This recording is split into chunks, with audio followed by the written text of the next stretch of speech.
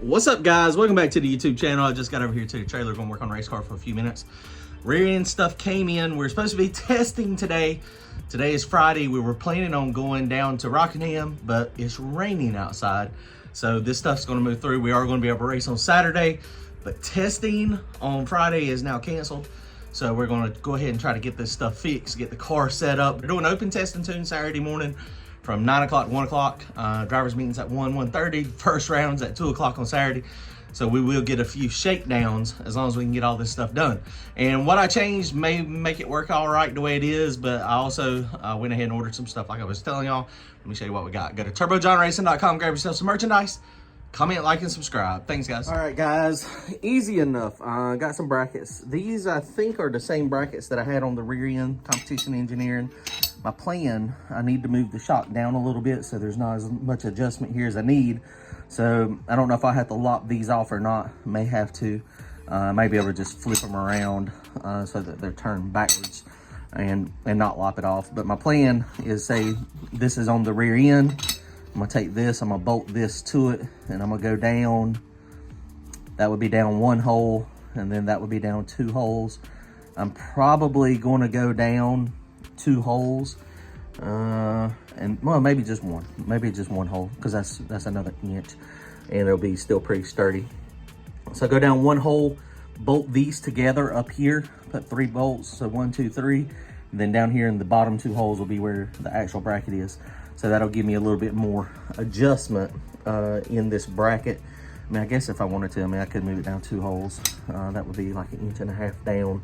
That would for sure be good. But of course, if I make this thing where I want it to separate, then if we ever put it on radials, we'll move this thing back up, take this one off. Or actually, we probably won't even have to take it off if I do the bolts right. 1, 2, 3, and then, yeah, we may have to. Okay, so yeah, so we're gonna put it right there. So that'll give us that's where we're gonna put it. 1, 2, 3, and then this will be where the bracket is, the billet connector is bolted. We also got springs, 110s. So somebody mentioned that. A few people mentioned putting a tighter spring on it, and this thing is pretty loose. So let's get started. It should be pretty easy. Just gotta jack this thing up. Once I get the wheels up off the ground, I can slide jack stands under the back of the car on the frame, and then the rear end can set back down, and then that way we can get this thing sorted out. Here we go. Well, as always, it doesn't go as planned. These brackets look identical, but apparently these brackets, the holes are spaced 1 inch apart, and the ones on the old bracket are 3/4 of an inch. So it don't line up. Same size bolt holes, of course, 3/8 bolt, but these are 3/4 instead of 1 inch. Okay, so these competition engineering ones are not going to work. So I mean, all it is a piece of 1/4 inch plate steel. I mean, I guess I could probably do it myself, make some drop mounts, but I was trying to save myself a little bit of time. I mean, these are like $30-some a piece. So I have to send these back to Summit. So, yeah. So looking at the springs, I am going to change the springs. I think I'll just wait to do it at the track, though, I think is what we're going to do.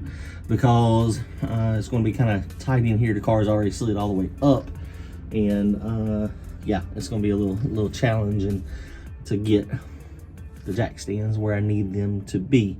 So I think we're just gonna wait and do it at the track tomorrow. So racing starts early, so we'll be at the track, hopefully early, plenty of time. We're gonna take the springs off. These are 95s, and we're gonna put the 110s on it. So, and I think we'll be good because this thing should separate a little bit anyway. Now, I mean, when you look at the bar angle, bottom bar is going slightly uphill, top bar is coming downhill. So should be a little bit of separation, not a ton, but a little bit. And I also tightened up the springs too. So I think we got this thing fixed. A lot of people were talking about the springs rubbing the shock body. Shocks are still in good shape. It is rubbing, and that happens when you compress a long spring a lot, and that's what we're doing.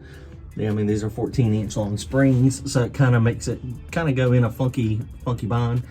I guess we could, there's enough room, I could probably put, that's a 2.5-inch spring. I don't know if a 3-inch would clear the canister or not.